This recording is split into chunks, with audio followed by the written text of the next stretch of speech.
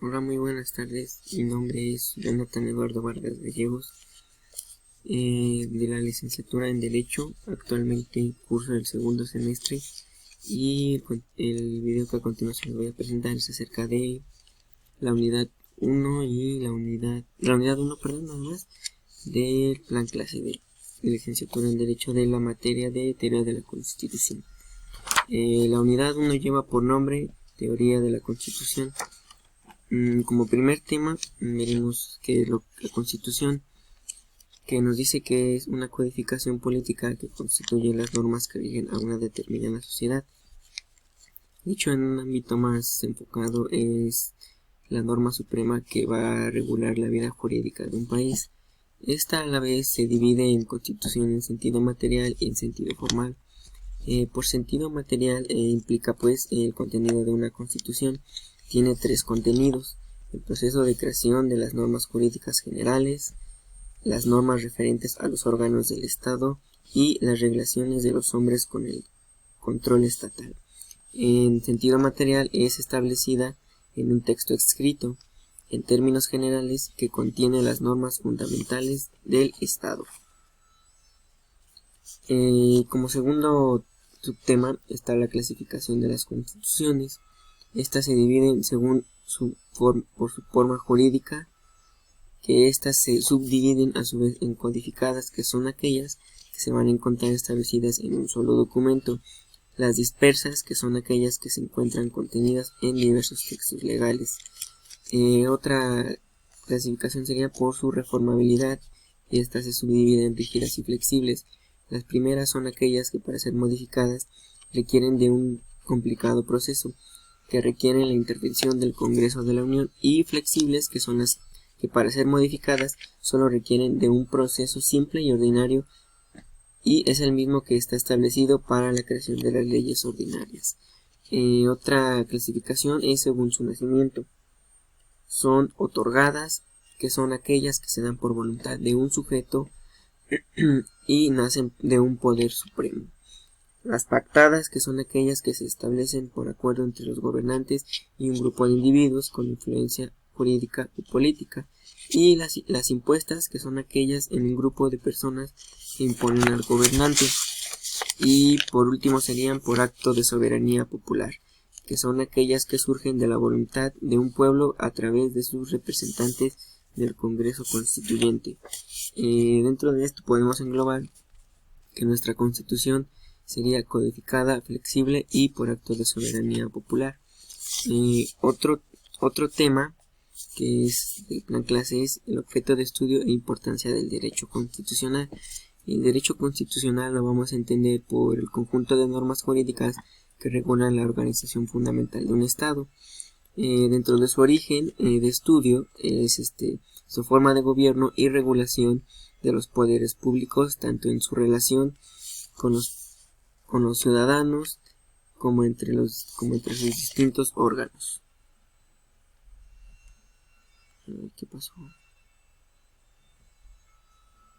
No.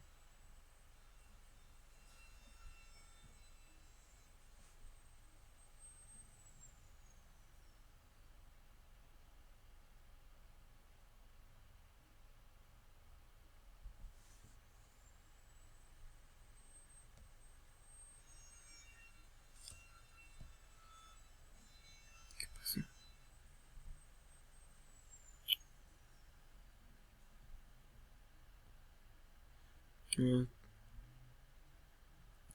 Tuve un pequeño problema técnico, pero bueno, seguimos. Hablábamos del derecho constitucional, que bueno, ya dijimos su objeto de estudio, y se va a encargar a su vez de llevar a cabo el estudio de lo que es la teoría de los derechos humanos, la del poder de la Constitución y finalmente la del Estado. Su importancia es, además de fijar la estructura del Estado, impone a las demás ramas del derecho a moldarse a sus normas y principios rectores. A su vez, el derecho constitucional moderno se edifica sobre tres principios esenciales, que son la limitación del poder mediante su distribución equitativa. La otra es la garantía de los derechos y libertades, que son los fundamentos de la persona. Y como tercer subdivisión sería la supremacía, que es la permanencia del texto constitucional. Pasando a otro tema, pasaríamos a las fuentes del derecho constitucional, que se nos dice que es un conjunto de fenómenos y serie de actos creadores del derecho en general. Las fuentes del derecho constitucional son, como en primera instancia, sería la historia, que va a ser la ciencia que investiga documentalmente los hechos ocurridos en el pasado, y a su vez es fuente porque investiga la forma de organización y constitución en el estado de las primeras sociedades. La jurisprudencia constitucional, que es otra fuente, es el conjunto de decisiones judiciales uniformes emitidas por el Tribunal Constitucional de un estado acerca de las sentencias de jueces inferiores o actos del Poder Ejecutivo, ratificando, modificando o anulándolos. Otra fuente es la doctrina y el derecho constitucional comparado. Son estudios, investigaciones que apoyan el derecho constitucional y que sirven como base para comprender el derecho constitucional en general, principalmente para los estudiosos del derecho, que son más bien conocidos como los doctrinarios. Otra fuente es la costumbre, que como esto ya lo habíamos visto en unas clases anteriores, son repetición constante y reiterada de un acto que con el paso del tiempo se vuelve obligatoria y por necesidad. Ahora vamos a ver otro tema, que es el constitucionalismo mexicano. El constitucionalismo mexicano se refiere a la historia de las constituciones en México que ha tenido durante toda su historia, que han surgido diferentes circunstancias políticas, sociales, culturales y económicas en su respectivo momento, ya en el pasado, hablando del pasado. Y como sabemos ahorita, nuestra Constitución de México, que ya habíamos mencionado, es nuestra norma suprema y fundamental establecida para regir la vida jurídica de un país. Los antecedentes que tenemos del constitucionalismo se iniciaron con la Constitución Española de Cádiz de 1812, vigente en el país por 2 periodos, y posteriormente la Constitución de Apatzingán, sancionada en esa población el 22 de octubre del año de 1814, y fue la primera ley fundamental redactada en nuestro país. De ahí se fueron surgiendo más constituciones de acuerdo a los ámbitos de vida que se llevaban, de acuerdo a de acuerdo a las consecuencias que se surgieron ante los antecedentes de México. Tenemos pues que después de la Constitución de Apatzingán surgió la Constitución del 4 de octubre de 1824. Después de ella surgió la de las 7 leyes constitucionales, que fue en 1836. Surgió a su vez también la Constitución del 5 de febrero de 1857, que fue el antecedente para poder elaborar la Constitución Política de los Estados Unidos Mexicanos, que fue elaborada el 5 de febrero de 1917, que es la que actualmente nos rige. Ahora bien, pasemos a otro tema, que es acerca de la independencia de México, que como sabemos se inició en la madrugada del 16 de septiembre de 1810. El cura Hidalgo, mejor conocido, se levantó en armas en el pueblo de Dolores y fue como convocó una rebelión en contra de los españoles para poder liberarse de esa esclavitud y abolición que habían tenido durante muchos años.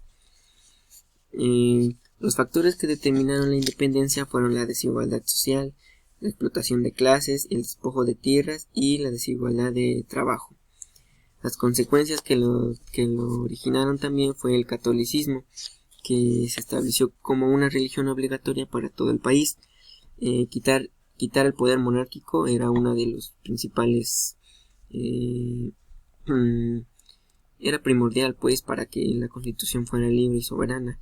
La unión de las clases sociales y la supresión de castas, y fue con el abrazo de Acantempan para unir fuerzas entre dos bandos, que fue entre Agustín de Iturbide y Vicente Guerrero.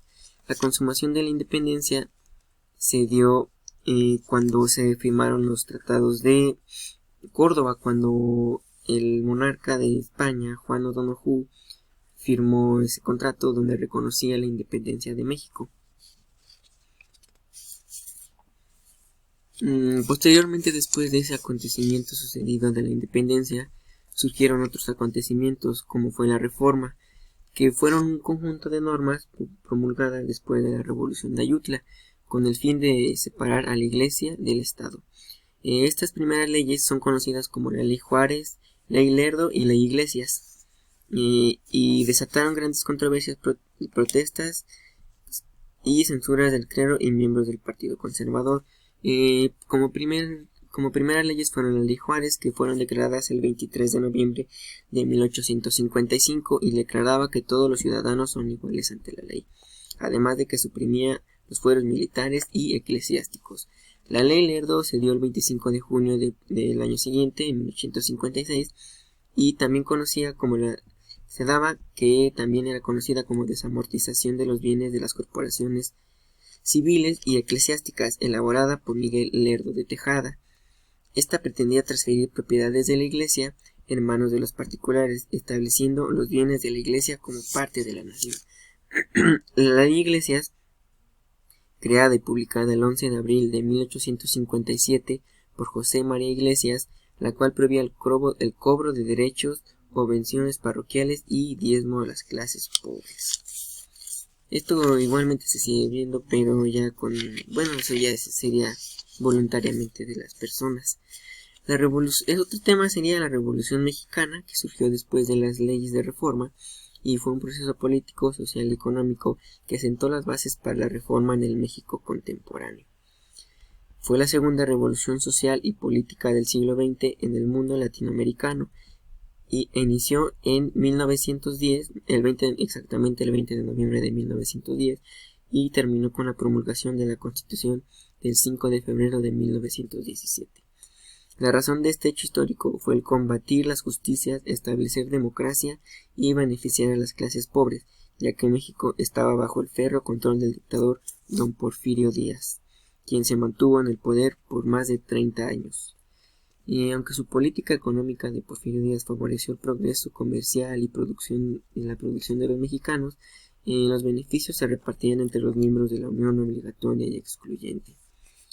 La Constitución de 1917 es el logro más importante del gobierno de Venustiano Carranza, ya que buscaba otorgar a la revolución un marco legal e institucional, el cual contribuyera al desarrollo nacional y a la legislación de la misma. Otro tema sería el desarrollo del Congreso Constituyente, que fue en el transcurso de 1916 donde Carranza entró en el mando, donde había derrotado ya antes a Porfirio Díaz y a Francisco I. Madero. Impuso la idea de convocar a un Congreso Constituyente que debía introducir algunas modificaciones en la Carta Magna de la anterior Constitución de 1857. Con esto se trataba de dar por terminada la lucha armada y regresar al orden legal. La convocatoria se hizo en septiembre y las sesiones se llevaron a cabo en diciembre de 1916 a finales de enero de 1917. El grupo obregonista estaba respaldado por el recién Partido Liberal Constitucional. La tendencia radical logró una mayoría que se demostró en la composición de las comisiones. El 1 de mayo de 1917, Carranza rindió protesta como presidente constitucional. A pesar de que se había proclamado una nueva constitución, el orden constitucional no se había restablecido en todo el país. La estructura general de la Constitución que actualmente tenemos está integrada por 136 artículos y 9 títulos que son divididos en capítulos, además de que cuenta con una parte orgánica y una parte dogmática.